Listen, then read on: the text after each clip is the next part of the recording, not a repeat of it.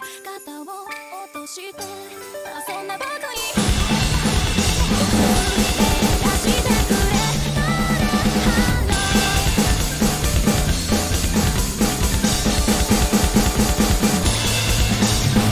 そういうの苦手なんだよ。一人きりはもう慣れてるんだ。本当は話したいのに、こぼれ落ちたセリフに後悔してもチクチク好きなこと好き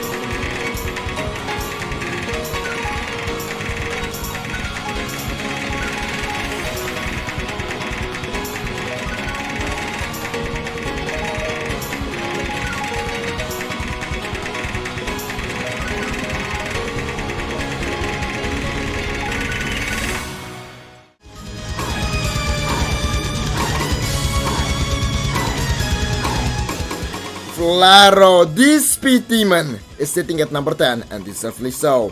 Opening up the year of 2023 with the USA PP record on Lionheart, and beating it again on Lionheart's brother Glory Days, which was respectively a 1135 PP and a 1141 PP score. It was clear that her only way to go was up, up and up, and oh boy, did she go up. 6 1k PP, 3 1.1k PP, 2 1.2k PP, and an unranked 1.3k PP play, reaching number 1 on the USA leaderboard and getting the first remote FC on Quadjail TV size to reach top 10 in the same month of November. She has reached the stars, and yet it's clear that she is still able to reach for so much more. Her journey is something to be witnessed.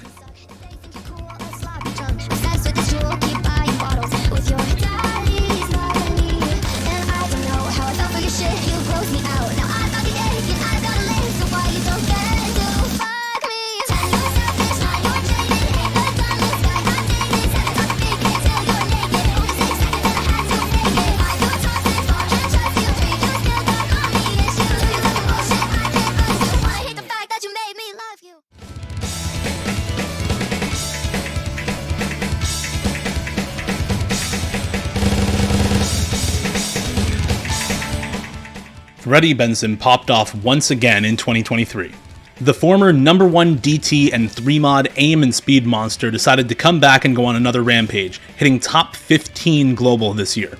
He set 2 new number 1 leaderboard scores on Yume Chizu and Kuchisuke Diamond 3-mod, 5 new 1k PP plays on Kizuna Music, Dear Brave, United, Yubi Boenkyo, and World's End, and of course, his new top play and number 1 global on Stellarium Asterisk Machina Remix for 1230 PP, beating out Emrek for the best stack on the map. While DT is his main strength, he's also an incredible no-mod player, setting chokes on both Riven's Yomiuri and Shinbatsu.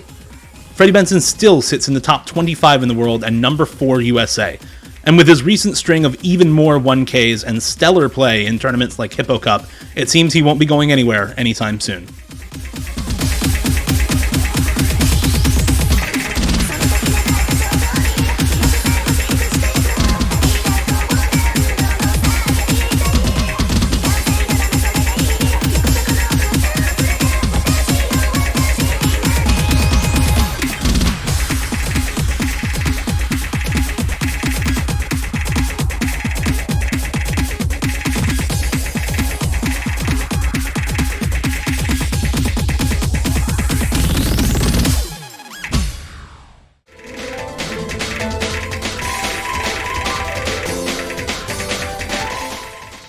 Saito is widely recognized within the community for his exceptional speed skills, establishing himself as one of the most prominent figures in this particular skill set. However, it was in 2023 that he truly showcased his full potential to the world. Undoubtedly, the pinnacle of his year was when he achieved his legendary score on Azul Remix, coming insanely close to surpassing Emrek's PP record at the time if it weren't for a few unfortunate 50s on the map. But let's not overlook his other remarkable feats, such as his Dragon Limitation DT Hard Rock FC, Snow Goose DT Hard Rock FC, the multiple insane runs that he had on Reign of Fear with DT, on top of securing a spot in the top 20 global leaderboards, and notably ranking within the top 3 in the USA leaderboards. Saito undeniably had an outstanding 2023, and we're excited to see what he has to show in the near future.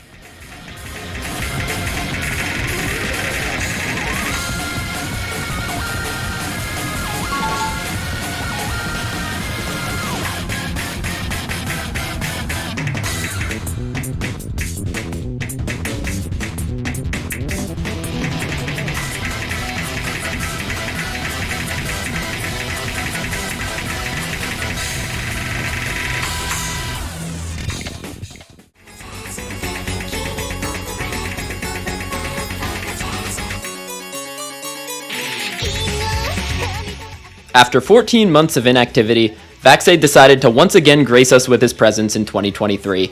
While a break of this length is usually expected to be met with rust, Vaxei proved that this rule does not apply to him, and he can compete with the modern greats in tournament and solo whenever he so chooses.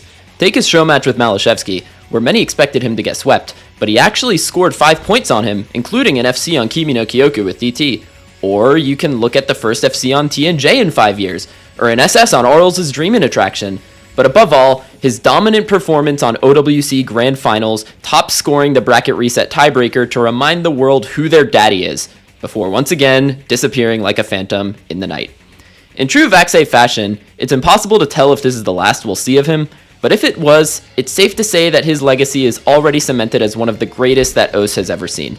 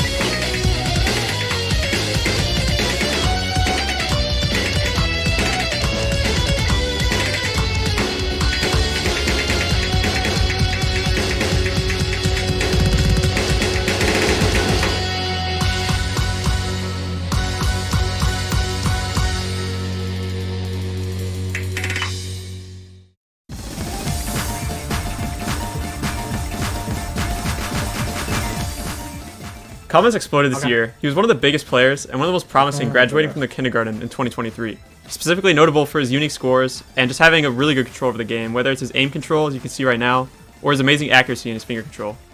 Some examples of this are Cherry Bad Apple 98 DT, Fken Hard Rock A rank, and Gengalzo 98.8.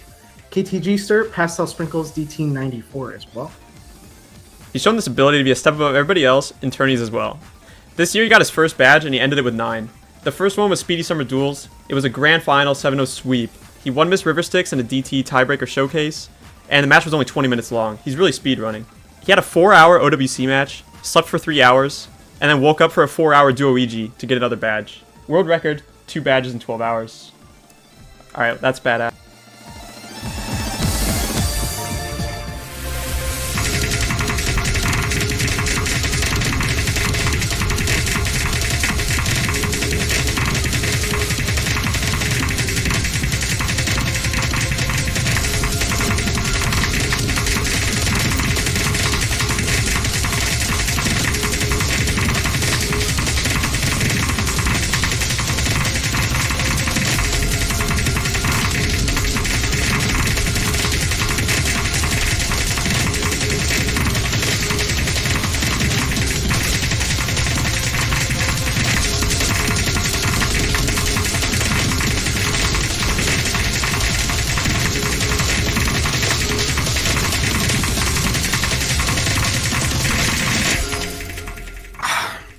While Kama might have amazing finger control, there are some things that you just can't control.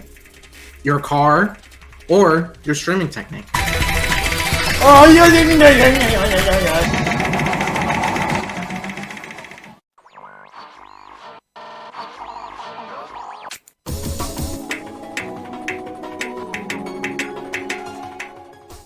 Being quite possibly one of the most multi-talented players in the United States, Boshiman the Rizzler 741 put on an exceptional performance in 2023. While primarily being recognized for his ability to bench over 200 pounds... Wait a second, hold on. As one of the best gimmick players the country has to offer, with the #1 easy halftime score on V3, a no-mod full combo on AN no Shunmu, Boshiman had no shortage of these scores, alongside mechanics, with a Hard Rock FC on Suyoku no Kuroki Makenshi and a Near FC on Master of Peace HR, achieving 6 tournament badges in 2023 across some of the biggest tournaments the game has to offer, such as Hippo Cup 6, Course Ace Open, the Osu World Cup, and Old Map Fantasy World Cup. Boshiman has proven himself not only in solo, but on a world stage. Congratulations on your outstanding success in 2023, Boshi. I can't wait to see what this year has in store for you. And I promise I'll return your Ferrari next week.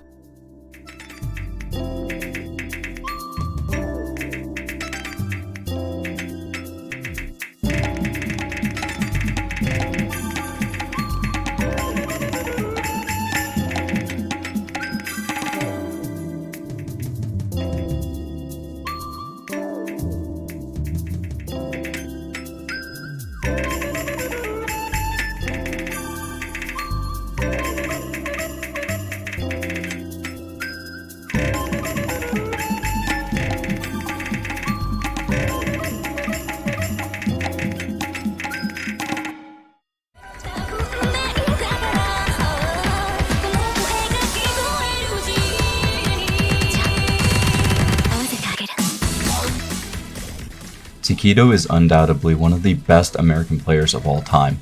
This should come as no surprise to literally anybody, but in case you've forgotten why, allow me to make it crystal clear. On top of leading the country to yet another first place finish in OWC, he has consistently performed well in a myriad of tournaments this year that include 3WC, NAT, and a first place finish in Corsair's Open. This is mostly due to his insane mechanics that can be seen in a variety of scores, such as his routine work hidden FC, his Amethyst Storm hidden FC, and the only hidden SS on second warning when there isn't even a 99% no-mod FC. To say that Takedo is an amazing player would be the biggest understatement of the year, as he is not only pushing the boundaries of what he alone can achieve, but he's consistently proving to all of us that he is a force to be reckoned with. Congratulations to Takedo on a well-deserved 4th place, and I am extremely excited to see what he can bring to the table in the coming year.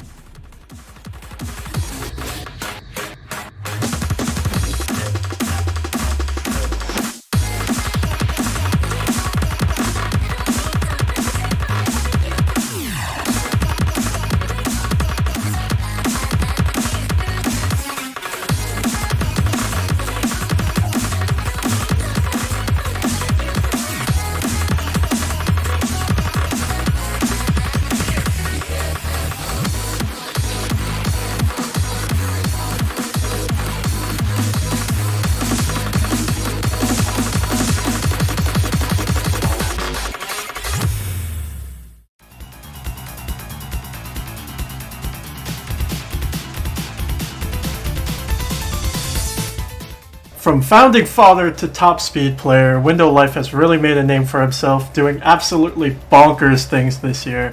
He manages to show off his bottomless stamina on maps such as Circo Inhumanitas and insane aim and finger control on Polyphia's OD and FFFF, the insane doubles map, not to mention a plethora of other speed and aim scores throughout the year. One of his highlights for this year has to be making the OSU World Cup team for the United States and bringing the hard-fought victory home, showing that he is not only capable of setting insane solo scores, but also able to play out of his mind in high-level tournament play. Not only that, Window has been expanding his skill set, even taking on more slider-heavy tech maps, and constantly showing signs of improvement within his main specialty of speed. With the amount of potential he has shown us in 2023, there is no telling us what he is capable of in the future. The GOAT!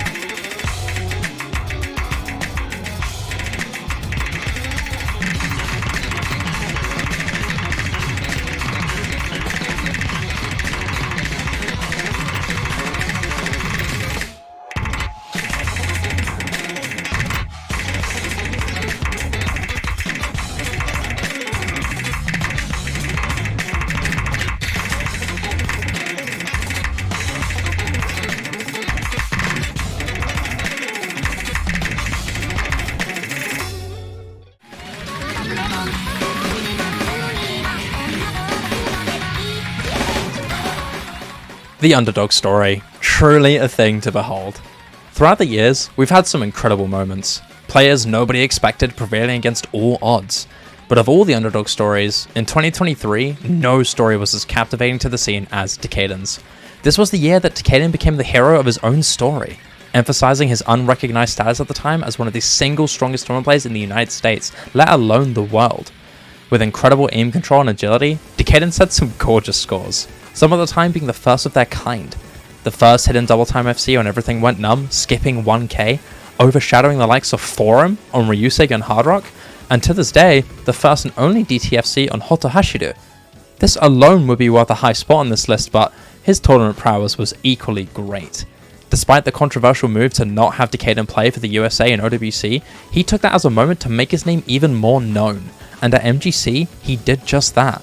Not only taking down titans like Korean Malako and Flying Tuna, but taking Vax at a tiebreaker in the semi-finals, solidifying himself as a player capable of brawling with some of the greatest of all time.